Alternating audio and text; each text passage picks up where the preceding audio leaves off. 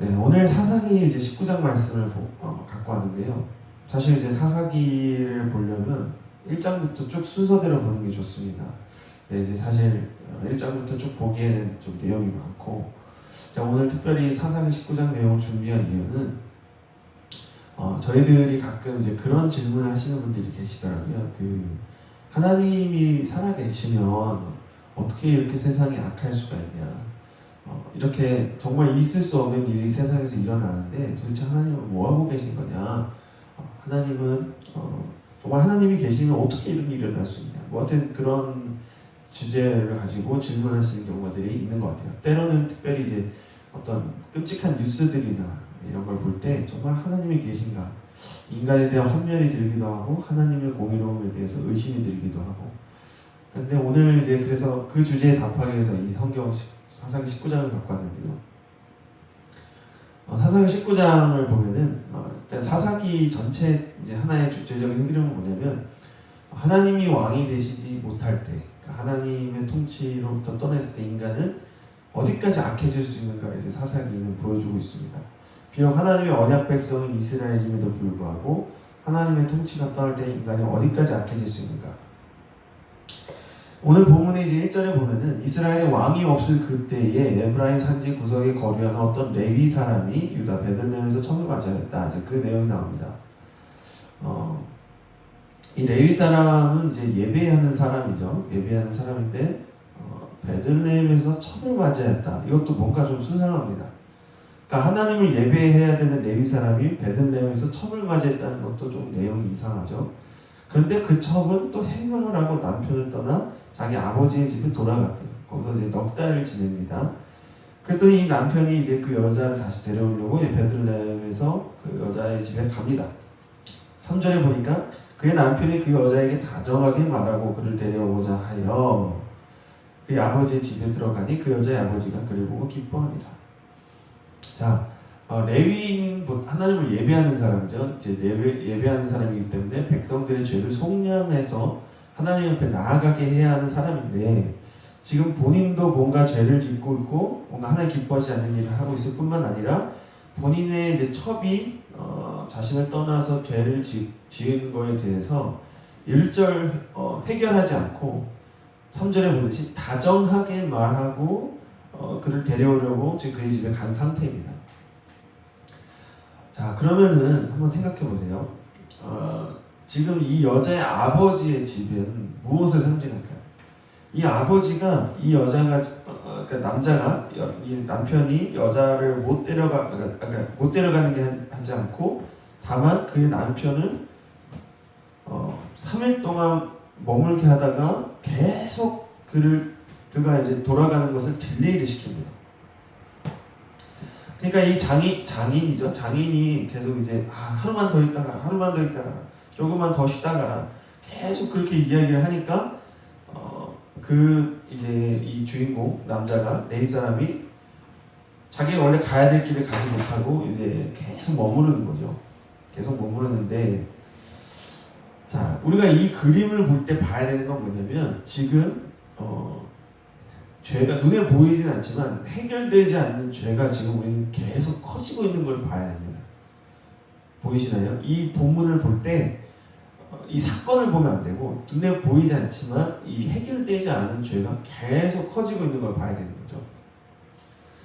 네, 죄가 계속 커지고 있습니다.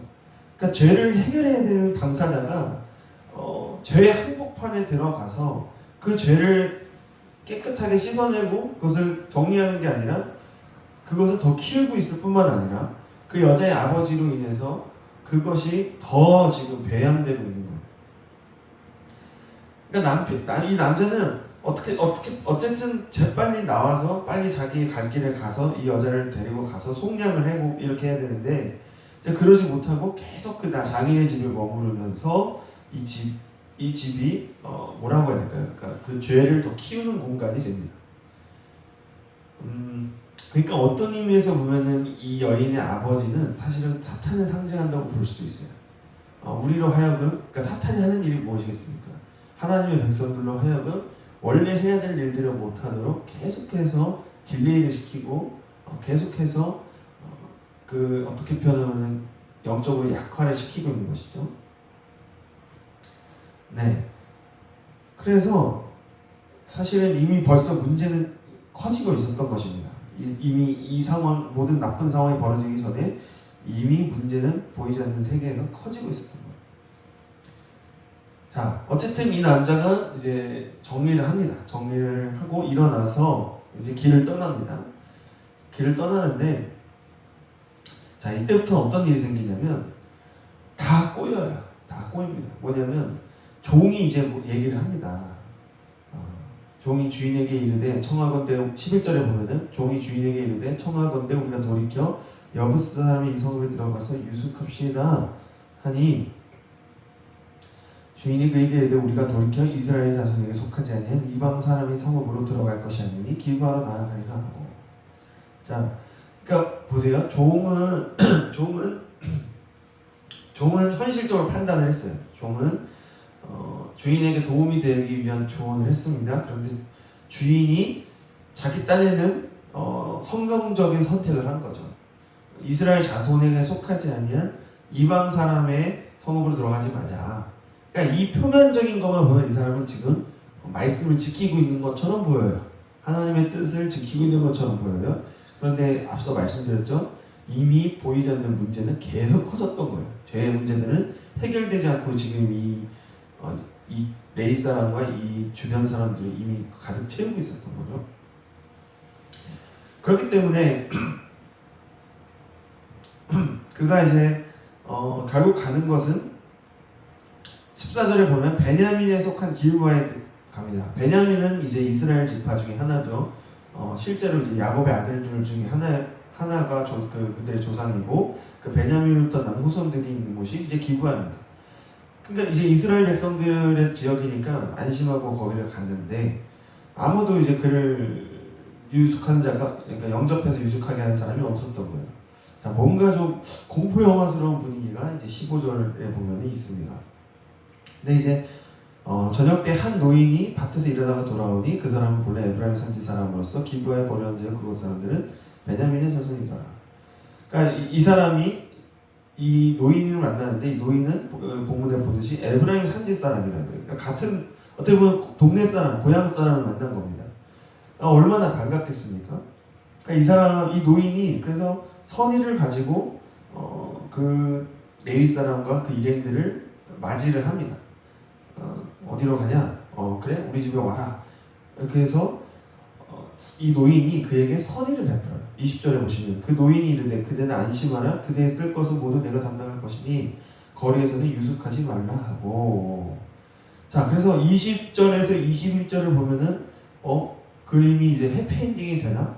약간 그런 기대감을 줍니다. 그래서 21절에 그들을 데리고 자기 집에 들어가서 나귀에게 먹이니 그들이 발을 씻고 먹고 마시니라. 그들이 마음을 즐겁게 할 때에, 자, 이제부터 문제가 생기죠. 22절에 그 성읍의 불량배들이 그 집을 에워싸고 문을 두들기며 집 주인 노인에게 말하여 이르되 내 집에 들어온 사람을 끌어내라. 우리가 그와 관계하리라 하니.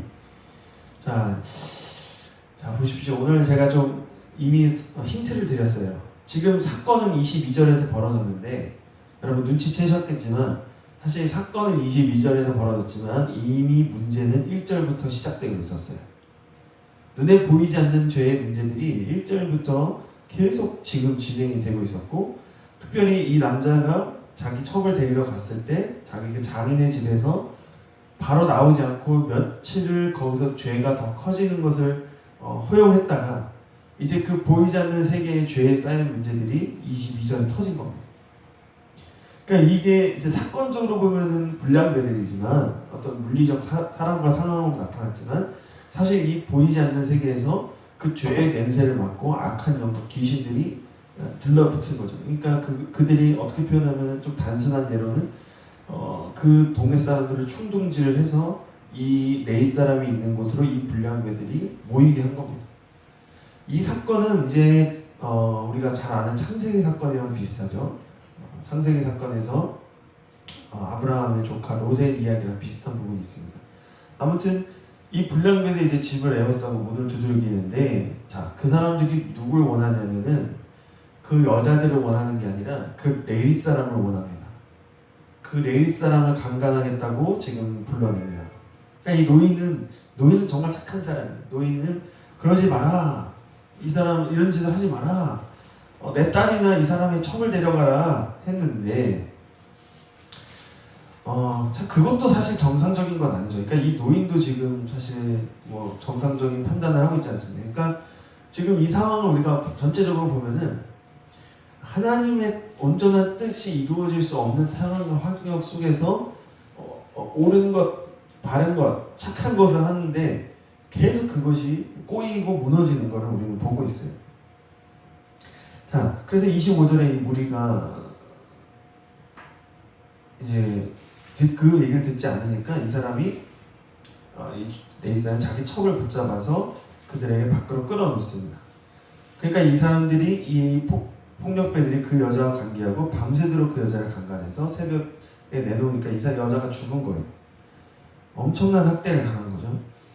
그랬는데 이제 그 주인이 일찍 일어나 집 문을 열고 떠나고자 하더니 그 여인이 그 남편이죠. 그러니까 레위 사람이 이제 출발하려고 나오니까 그 여자가 완전히 죽어 있는 걸 본 거예요. 그래서 말을 걸어도 대답이 없으니까 이 남자가 얼마나 지금 비참한 심정이겠습니까? 이 여자를 데려오려고 지금 베들레헴까지 갔었는데 이렇게 된 거예요, 상황이. 그래서 그의 시체를 나귀에 싣고 행하여 자기 곳에 돌아가서 그 집에 이르러서는 칼을 가지고 자기 첩의 시체를 거두어 그 마디를 찍어 12덩이에 넣는 것을 이스라엘 사방에 두루 보냅니다.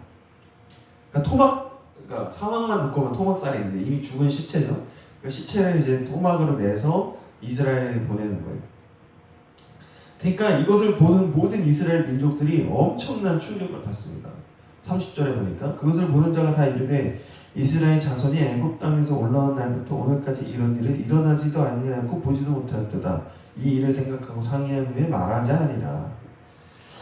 자 이제 상황을 한번 정리를 해보겠습니다.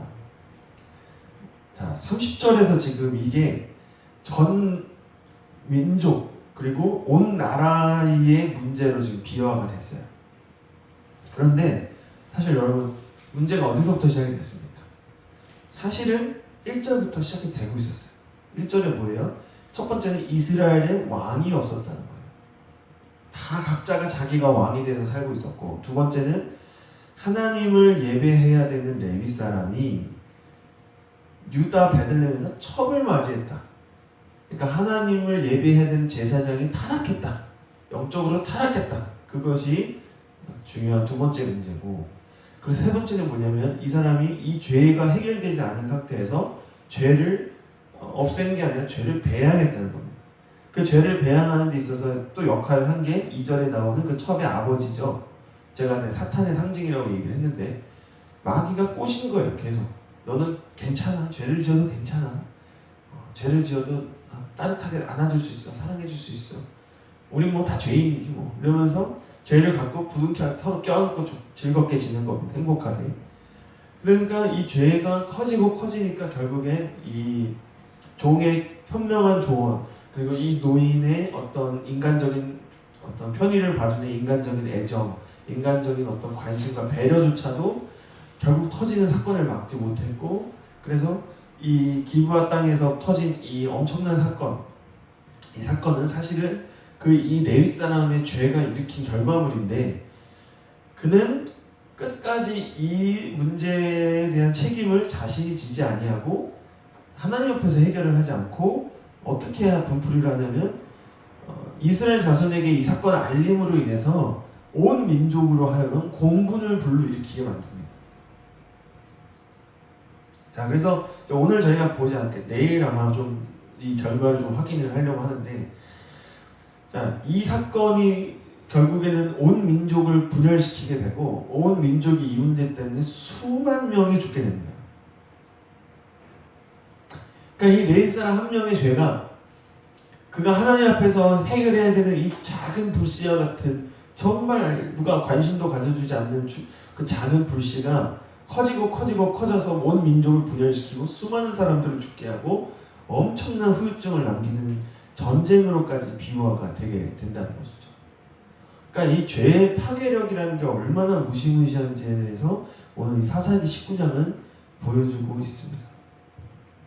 자, 그럼 오늘 이것을 우리의 현실에 한번 적용을 해보겠습니다. 많은 사람들이 이제 뉴스에 어떤 나쁜 사건이 터지면 그 사건의 주인공을 욕하거나 그 상황을 분석하려고 합니다. 그런데 오늘 성경에서 우리가 보는 것은 뭐냐면 이미 어떤 사건이 터지기 전부터 죄가 쌓이고 있었고 그 죄로 인해서 악한 영들이 움직이고 있었다는 거죠. 그래서 그 악한 영이 어떤 사람을 충동질을 하고 사건을 조장해서 우리가 뉴스에서 보는 그런 비극적인 사건들을 불러일으키는 겁니다. 근데 이제 뉴스가 보여주지 않는 건 뭐냐면 이미 그 사건이 터지기 전부터 사람들 안에서 보이지 않는 죄악들이 쌓이고 있었고 그 죄악들이 결국 그 사건을 일으킨 것이라는 점은 뉴스는 보여주지 않죠.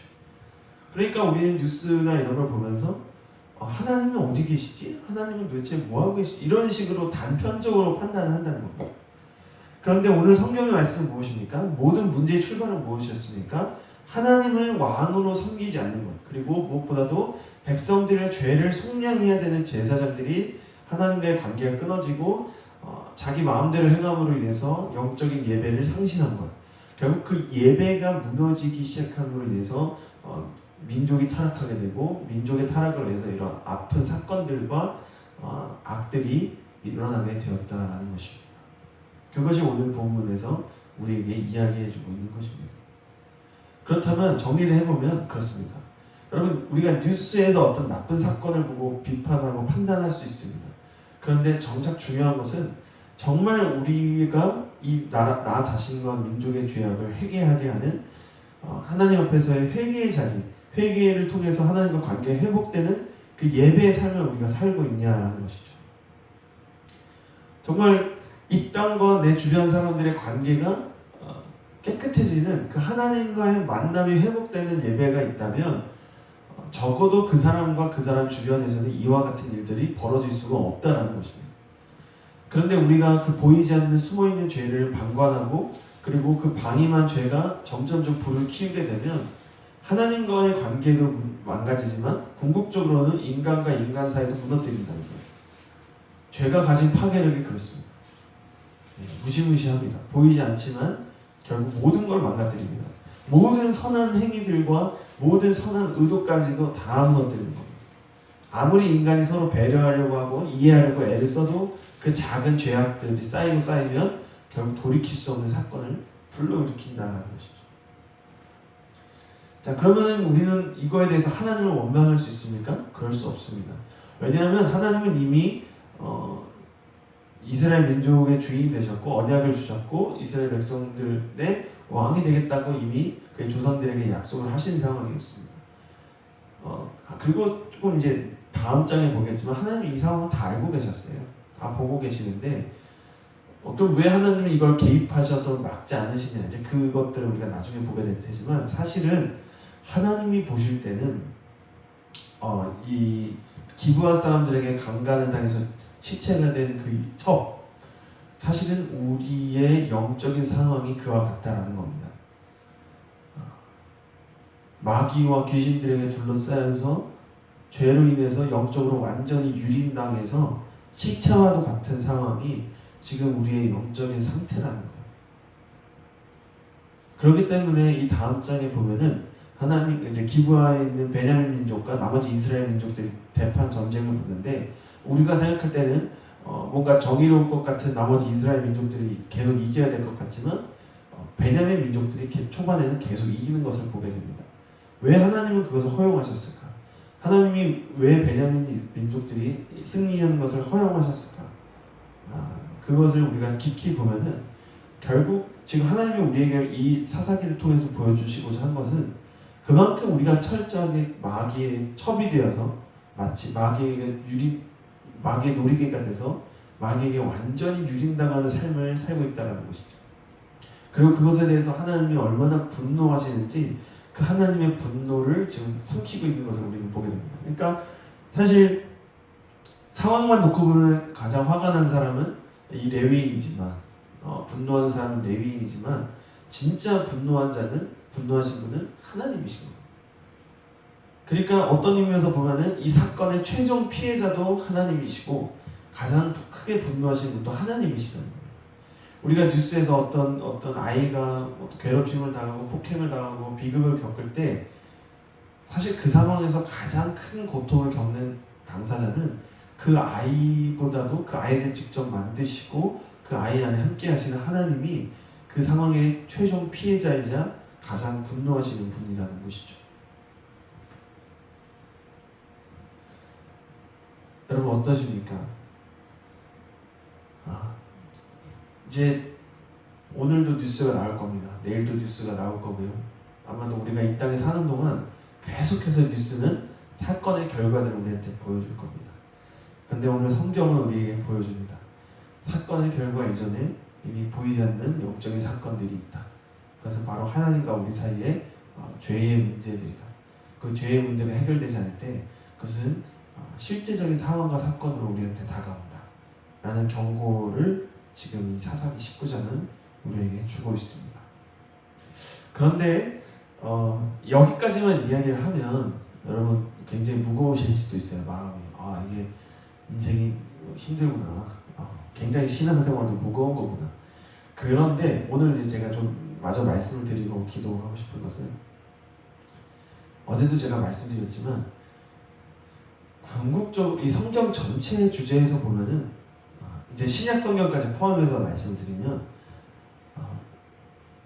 크든 작든 우리가 내 안에 그 선악과, 즉 율법적으로 판단하는 현실은 이 죄의 세계에서 벗어날 수 없다는 겁니다. 다른 말로 이야기하면 우리가 내 안에서 선악과에 기초한 자기의식, 선악과에 기초한 세계관, 선악과에 기초한 뭐라고 해야 될까요? 현실을 갖고 살면은 이 마귀가 우리를 유린하고 있는 이 현실에서 우리는 벗어날 수가 없다라는 것이죠. 그러니까 우리가 교회를 다니고 그리스도인이라고 하지만 만약에 우리가 율법적인 마음을 가지고 현실을 살면은 사실 이 모양이 될 수밖에 없다라는 것입니다. 근데 반대로 이야기하면 우리가 예수 그리스도 안에 있다라는 것은, 그래서 우리가 더 이상 내 안에서 선악과와 율법으로 현실을 판단하지 않게 되었다는 것은, 우리는 이미 십자가를 통해서 하나님께서 모든 죄를 해결하시고 그리스도 예수 안에서 온전하게 새롭게 된, 거룩하게 된, 완전하게 된 새로운 형상을 입고 오늘 우리는 살아갈 수 있다는 것입니다. 살아가고 있다는 것이죠. 그래서 우리는 선택해야 됩니다. 내가 예수 그리스도 안에 있는 그 부활의 거룩한 생명을 입은 존재의 삶을 살 것인지, 아니면 선악과의 기초에서 죄와 싸우고 죄악이 관영한 이 세상 속에서 나의 욕망을 이루기 위해서 이 노인처럼 그 욕망과 죄의 세계 속에서 그냥 눌러앉을 것인지, 그래서 그 죄와 욕망의 세계 속에서 어떻게든 하나님의 뜻을 이뤄보겠다고 혼자 애쓰다가 이런 사건을 맞이할 것인지, 아니면 예수 그리스도 안에 있는 부활의 생명으로 내 주변을 거룩하게 만들어갈 것인지, 우리는 그것을 선택할 수 있다라는 것이죠.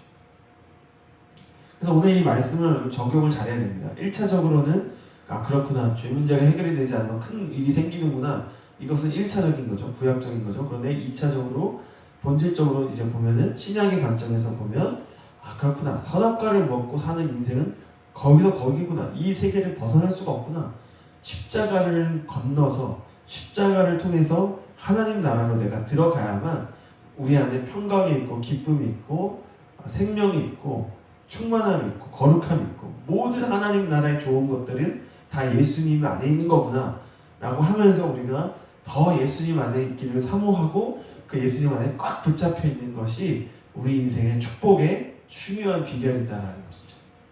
오늘 이것을 이해하신 성도님들 계시다면 아멘 해주시기 바랍니다. 그리고 오늘 우리의 기도를 통해서 선언하셨으면 좋겠습니다. 주님, 나와 내 가족은 더 이상 이 선악과와 율법 안에 있는 그 아담에게 속한 세상에 사는 자들이 아니고 예수 그리스도의 십자가 안에서 하나님께서 이미 완성하신, 이미 다 이루신 부활의 생명 안에 있습니다. 비록 내 눈에 보이는 상황, 뉴스, 내 생각, 이것은 여전히 율법 안에서 세상에 속해서 생각하고 말할 때가 있지만, 그럼에도 불구하고 내 존재의 본질은 예수 그리스도 안에 있고 부활의 생명 안에 있고 나는 하나님 나라 안에 이미 있는 자입니다 라고 우리가 선언해 주시기를 바랍니다. 그것을 우리 가족에게 선언해 주시기 바랍니다. 우리 교회 공동체에게 선언해 주시기 바랍니다. 여러분, 만약에 내가 누군가를 볼 때 내가 선악과를 갖고 그 사람을 판단하고 있다면 그 사람이 문제가 아니라 내가 지금 이 사사기 19장과 똑같은 현실 속에 있는 거예요. 예. 아무리 죄를 없애려고 해도 죄가 있을 수밖에 없는 현실에 우리는 거기에 갇혀 있는 겁니다. 그러니까 여러분, 결단하십시오. 내가 지금 누군가를 판단하고 있는 선악과의 저주가 내 안에 DNA에 남아있지만 주님, 이제 이것을 내가 믿는 것이 아니라, 이것을 따라 사는 것이 아니라 십자가의 능력을 믿는 새로운 믿음으로 갖기를 원합니다. 새로운 믿음으로 바라보기 원합니다. 주님, 그리스도의 성령으로 나의 생각, 감정, 판단을 다스려 주시옵소서. 성령님, 나의 생각, 감정을 새롭게 해 주시옵소서. 그것을 우리가 바로 이 기도의 시간에 선포하고 경험하기를 원합니다. 그렇게 선포하고 기도하시는 저와 성도님들 되시기 원합니다. 여러분, 이 사사기 19장의 상황에서 누구를 원망한다고 이게 해결되겠습니까? 책임을 전가한다고 이것이 해결되겠습니까? 절대 해결되지 않습니다. 이 죄의 고리는 십자가를 넘어가지 않으면 절대 해결되지 않습니다. 그러니까 어떤 문제가 생겼을 때 그 사람에 대해서 화가 나고 책임 전가하고 싶고 원망하고 싶을 때 우리가 해야 되는 건 뭐냐면 십자가를 넘어가는 겁니다. 십자가를 넘어가는 겁니다. 정말 내가 판단하고 싶어도 판단이 안 되는 수준까지 가려면 우리는 십자가를 건너야 합니다. 십자가를 건널 때 비로소 죄가 더 이상 보이지 않게 되고, 그렇구나, 알고 보니까 내 안에 있는 아담이 이 죄를 만들어냈던 거구나, 내 안에 있던 아담이 이 상황을 만들어냈던 것이구나라는 것을 우리가 체험적으로 깨닫게 되고, 더 나아가서는 예수 그리스도 안에 있는 성령의 능력과 하나님 나라가 얼마나 좋은 것인지를 우리가 실제적으로 맛을 보게 될 것입니다. 여러분, 원망하지 마십시오. 책임 전가하지 마십시오. 그 세계에서 벗어나십시오. 그리고 나 대신에 누가 이 문제를 해결해 줄 거라 기대하지 마십시오. 내 죄의 문제는 내가 하나님 앞에서 해결해야 됩니다. 그것을 남이 대신 해결해 줄 거라 기대하지 마십시오. 그리고 뭐라고 해야 될까요? 십자가는 내가 통과해야 되는 겁니다. 내가 통과하지 않고서 남 보고 당신이 먼저 통과하면 내가 그 다음 따라가서 통과할게, 이런 건 없습니다. 신앙생활에 그냥 철저하게 본인이 그 십자가를 붙잡고 하나님 나라를 넘어가야 됩니다. 그리고 나라도 그 십자가를 넘어가면 다른 사람은 안 바뀔 수도 있습니다. 그런데 하나님은 그러면 그 십자가를 건너간 사람만큼은 반드시 책임지시고 지키시고 보호하시고 더 좋은 곳으로 인도하시는 그런 분인 것을 성경이 약속하고 있다는 사실을 믿으시기 바랍니다. 오늘 그 십자가 안에 속한 새로운 믿음이 저와 저희 성도님들의 삶 속에 충만하시기 바랍니다. 더 이상 율법적으로 세상을 판단하지 않고, 그리고 그 세상이 우리에게 주는 판단에 속지 않고 십자가 안에서 우리가 현실을 바라보는 그런 체험과 그런 연습을 오늘 하루 동안 하시기를 주님의 이름으로 축복합니다.